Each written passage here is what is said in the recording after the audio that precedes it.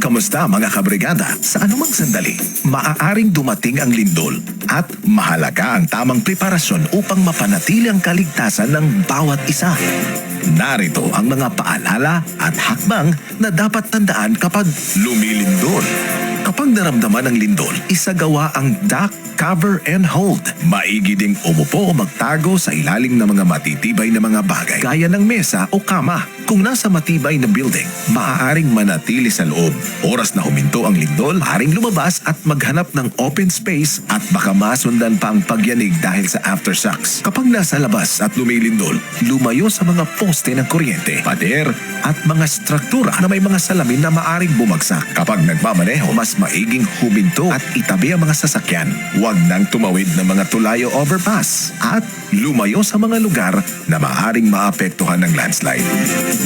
Kabrigada, huwag kalimutan na ang bawat isa ay may papel na ginagampanan sa pagtutulungan para sa kaligtasan ng lahat. Ang paalalang ito ay hatid sa inyo ng Power Cells at Brigada Media Group. Brigada in the heart of changing lives.